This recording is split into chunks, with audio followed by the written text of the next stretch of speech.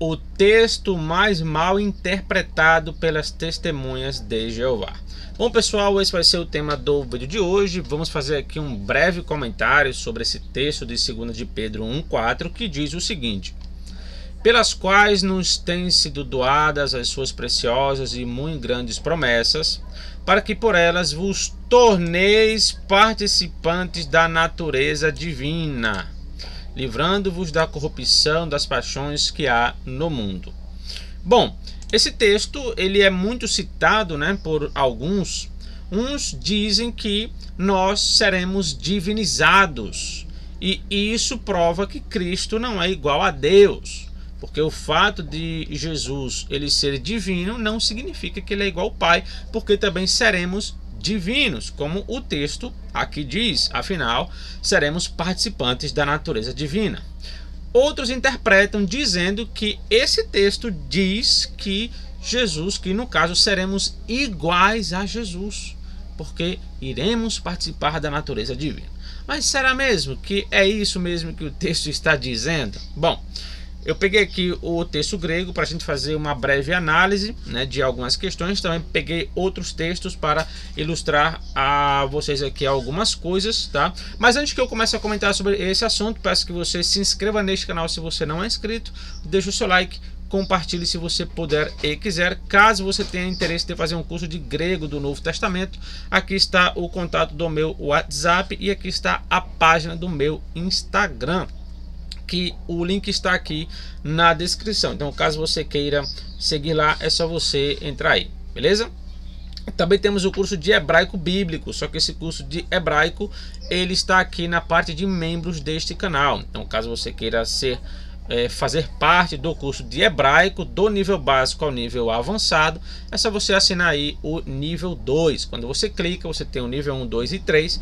Esse nível 2 é onde está o curso de hebraico, que você só paga aí R$20 mensais. Caso você não goste, você pode sair também, beleza? Você pode aí cancelar a sua inscrição, certo? E automaticamente, quando você assina esse nível 2, você tem acesso ao nível 1, certo? Que nós estamos ali falando sobre o conteúdo sobre o livro do Apocalipse, falando ali das suas variantes textuais de todos os versículos, beleza? Só para terminar aqui essa parte, aqui está a matéria de crítica textual do Novo Testamento, que eu fiz recentemente. Caso você queira adquirir, é só você falar comigo, beleza? Então é isso aí, vamos lá para o tema do vídeo de hoje. Bom, pessoal, o que acontece, Esse texto geralmente ele é muito mal interpretado, às vezes por falta de atenção na leitura do próprio texto. Por quê? Vocês percebem aqui que aqui você tem esse termo aqui, tá? Observem esse termo aqui, ó. Eu vou até colocar ele em outra cozinha, tá? Para não misturar ali. Coloquei ele aqui assim. Pronto. Tá vendo esse termo aqui? Então, isso aqui é um particípio, tá? O particípio, quando ele está dentro de um texto, você tem que dar muita atenção a ele. Por quê? Porque ele tem diversas funções, Uma dessas funções é funcionar como um advérbio. O que um advérbio faz? Ele qualifica um verbo. E quando o particípio ele tem essa função adverbial, ele está qualificando um verbo, ou seja, ele vai explicar como a ação do verbo é feita, tá? Então, o que nós temos aqui? Eu vou mostrar aqui para vocês em outros textos, para que fique bem claro, para que vocês compreendam, certo? Então, vamos lá. Aqui em Mateus, capítulo 27, versículo 4, Judas falando, ele diz, olha só o que Judas fala, dizendo, pequei, traindo sangue inocente. Eles, porém, disseram, que nos importa? Isso é contigo. Bom, aqui você percebe que Judas ele usa um particípio, certo? Aqui, ó. Esse traindo aqui é o particípio para dus, que também é um particípio adverbial e tem a mesma função do texto lá de Pedro. Quando nós falamos de particípio adverbial, ele tem diversas funções. Uma dessas funções é funcionar como modo. Quando ele funciona como modo, ele vai explicar como a ação do verbo principal é feita. Então aqui nós temos o verbo principal, que é esse termo aqui, ó, o hemarton, tá? Hemarton quer dizer aqui pequei, como está aqui em nossas traduções, tá? Então o que acontece? A função do particípio é mostrar que como foi esse pecado. Como foi que Judas pecou? Então o particípio ele vai responder essa questão. Então pequei traindo. Perceba que esse pecado foi a traição. Então o particípio ele está mostrando o que? Está mostrando como foi feito a ação do verbo principal. Então quando Judas fala pequei, qual foi esse pecado? Traição. Então esse pecado ele está especificado pelo particípio. Então o particípio ele tem a função de especificar, de delimitar ali a ação do verbo principal. Beleza? Veja aqui outro texto. Aqui em 1 Coríntios, capítulo 4, versículo 12, temos a mesma questão. O texto diz: "E nos afadigamos trabalhando com nossas próprias mãos.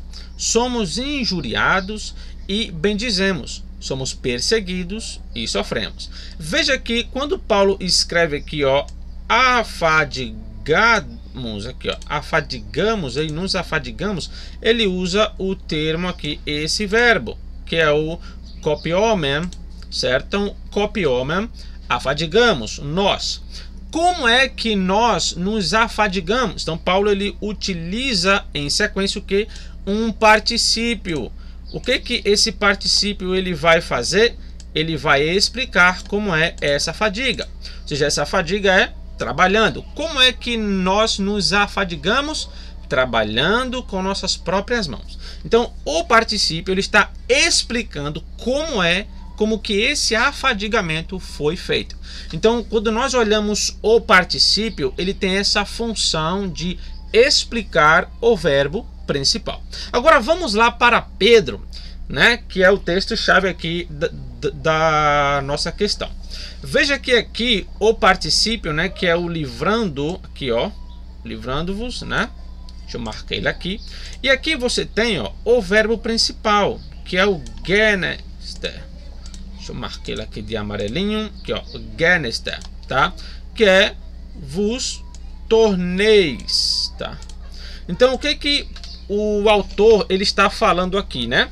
Quando ele diz, ó, para que por elas vos torneis co-participantes da natureza divina, livrando-vos da corrupção das paixões que há no mundo, ou fugindo, né? Então o autor ele está dizendo que nós nos tornaremos participantes da natureza divina, livrando-vos ou fugindo da corrupção das paixões que há no mundo. Por quê? Porque quando a gente pega o processo de corrupção e das paixões que há no mundo, se nós nos submetermos a elas, nós não seremos participantes dessa natureza divina. Por quê? Porque a natureza divina impede com que você faça coisas erradas, faça as coisas corrompidas, porque quando você nasce de novo, você nasce com uma nova mentalidade que não é humana, porque a humana ela requer que você pratique o pecado sempre, né? Você tem vontade de fazer coisas erradas, né? Então, a natureza divina que agora você tem quando você nasceu de novo, ela faz com que você se livre das corrupções que há no mundo. Então, quando o autor ele diz que vos tornei participantes da natureza divina, como é que eu me torno participante da natureza divina? Fugindo da corrupção ou livrando da corrupção. Então, quer dizer, o autor ele não está falando em nenhum momento aqui que nós seremos divinizados. Isso é uma crença dos mormons ou até mesmo dos gregos, né? Hesíodo fala sobre isso desde o período clássico. Se não me engano, a escola de Pitágoras, né, também fala sobre isso. Ou seja, as testemunhas de Jeová estão querendo usar esse texto sem a devida ligação correta das palavras, porque o particípio ele simplesmente está explicando como nós vamos se tornar participantes da natureza divina, que é fugindo da corrupção do mundo. Então, quando você é convertido, digamos assim, quando você nasce de novo, sua mente ela é transformada, né? E aquilo que você fazia antes, você já não faz mais. Por quê? Porque agora você tem a semente de Deus em você, que faz parte da natureza divina. Então, fazer parte da natureza divina aqui é fugir da corrupção e das paixões que há no mundo, porque o homem por si só, ele não tem essa capacidade. Ele precisa que Deus, com sua natureza divina, intervenha nele e coloque uma vontade nova além daquela que ele já tem, que tende para o pecado. Ou seja, quando você vai analisar um texto e você tem um particípio, preste muita atenção como o verbo principal ele está ligado ao particípio, certo? Ou seja, esse texto não fala nada sobre ser ou se vou me tornar divino ou vou me tornar Deus, né? Ou deuses, como creem aí os mormons, né? Eles acreditam que nós seremos divinizados, e um dos textos que eles citam é exatamente esse aqui. Semelhanças, né? Mas enfim, é isso, certo? Que Deus abençoe a todos. Espero ter ajudado vocês aí com mais um conteúdo. É isso aí, estamos juntos e até o próximo vídeo.